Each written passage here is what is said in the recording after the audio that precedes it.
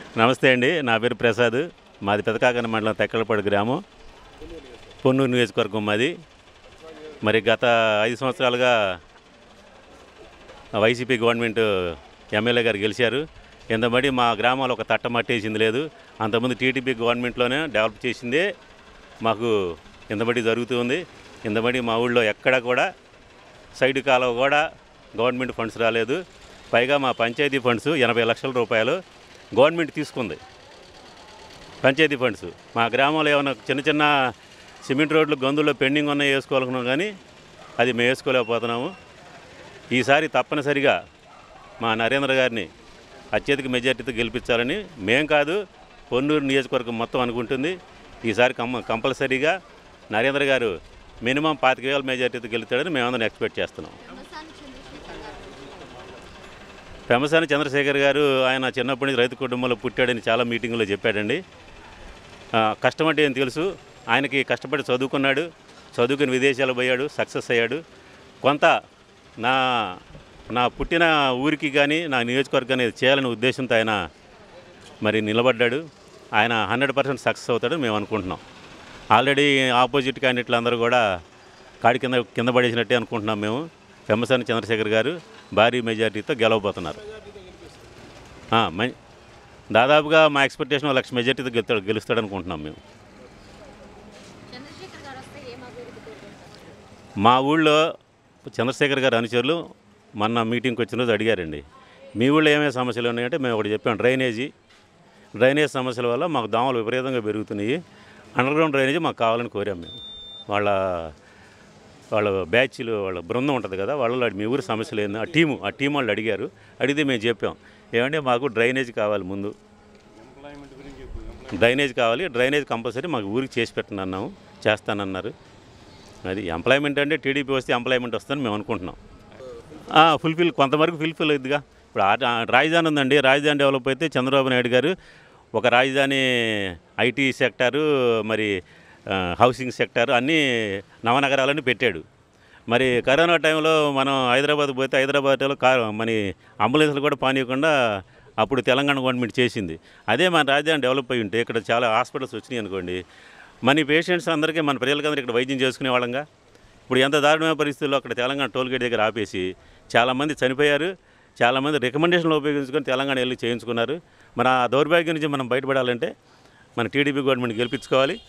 ఇక్కడ రాజధాని డెవలప్ చేసుకుంటే అన్ని ఫెసిలిటీస్ మనకు వస్తాయి. మన ప్రజలకి అటు కుప్పం నుంచి ఇటు ఇచ్చాపురం వరకు మనకు అందుబాటులో ఉంటుంది. అందుబాటులో ఉంటే అందరికీ సమానమైన దూరం ఉంటుంది. ఈ డెవలప్ చేసుకుంటే ఏమైనా మనం ప్రజలకు వైద్యం కానీ, ఎంప్లాయ్మెంట్ కానీ, ఈ కమర్షియల్ కానీ ఏదైనా మన రాజధాని డెవలప్ అయితే మన ఆంధ్రాకి అది ప్లస్ పాయింట్. ప్లస్ పోలవరం, రైతులకు కావాల్సింది పోలవరం ఇస్తే రాయలసీమ నీళ్ళు ఇస్తారని చంద్రబాబు నాయుడు గారు చెప్పారు.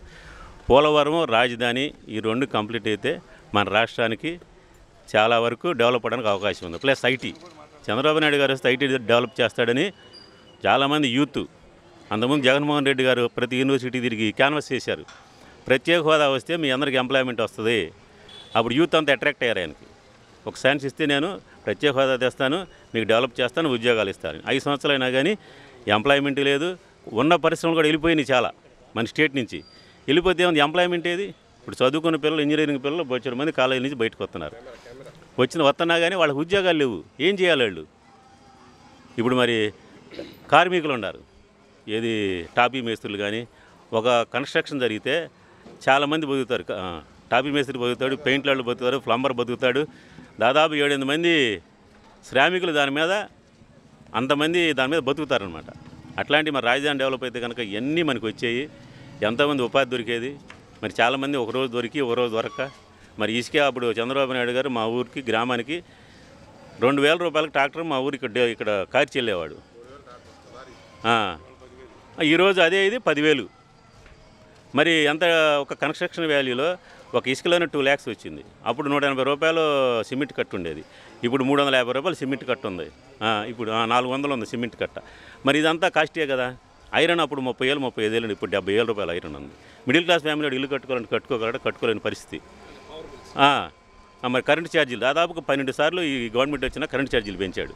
అప్పుడు మాకు పోయిన నెల నాకు 192 యూనిట్లు యూనిట్లు వస్తే దాదాపు 1100 రూపాయల బిల్లు వచ్చింది. అదే 192 యూనిట్లకి అంతకుముందు 500, 600 వచ్చేది.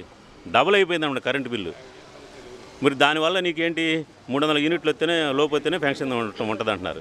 మరి చిన్న మిడిల్ క్లాస్ ఫ్యామిలీ అయినా పొగలంతా సేకరి చేసి ఒక చిన్న ఏసీ బిగించుకుంటే పాయా, ఇక పెన్షన్ లేదు, ఎవరికి లేదు. అట్లా చాలా జరుగుతున్నాయి. మరి తెలుగుదేశం గవర్నమెంట్ వస్తే ఇవన్నీ బాగా చేస్తారని మేము అనుకుంటున్నాం. యూత్కి ఉద్యోగాలు వస్తాయని, కార్మికులు పని దొరుకుతుందని, పోలవరం అయిద్దని, రాజధాని అయిద్దని, ఇవన్నీ మేము గొప్ప గొప్ప ఆశలు పెట్టుకొని ఉన్నాం.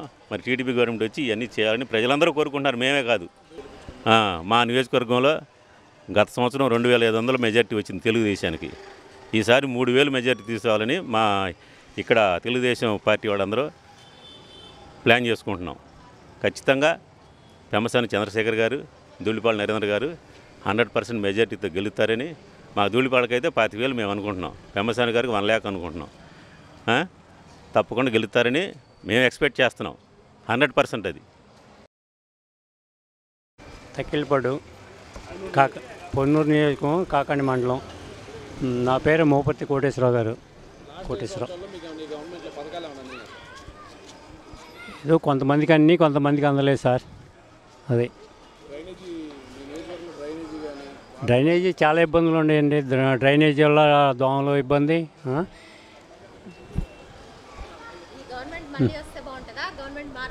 గవర్నమెంట్ మార్చేనే బాగుంటుందమ్మా అందరికీ, నాకు అందరికి కూడా, ప్రజలకు కూడా బాగుంటుందని ఎక్స్పెక్ట్ చేస్తున్నాం.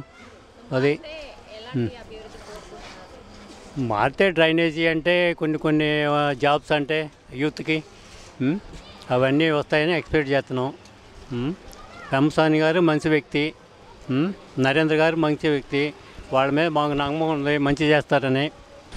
మేము తెలుగుదేశానికే వేద్దాం అనుకున్నాం సార్. అది తెలుగుదేశానికే ఫుల్ మెజార్టీ. అవునండి, జరుగుతున్నాయి డ్రగ్స్. గుంటూరు ఏముంది, ఆంధ్ర మొత్తం జరుగుతుంది సార్.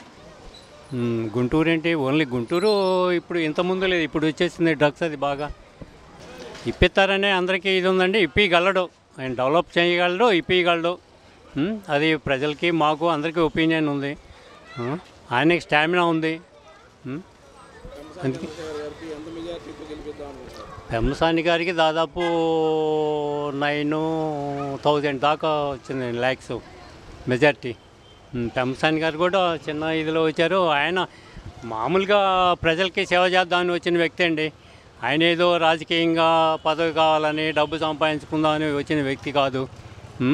దానివల్ల ప్రజలకి అందరికీ బాగుంటుంది అనుకుంటున్నాము. అది పెమ్మసాని గారు ప్లస్ నరేంద్ర గారు, చంద్రబాబు గారు, అన్నిట్లో తెలుగుదేశము, జనసేన ఇవన్నీ కలిసి బాగా ప్రయత్నం చేస్తూనే ఫుల్ మెజార్టీ వచ్చింది. బీజేపీ బాగుంటుందని అనుకుంటున్నాం సార్.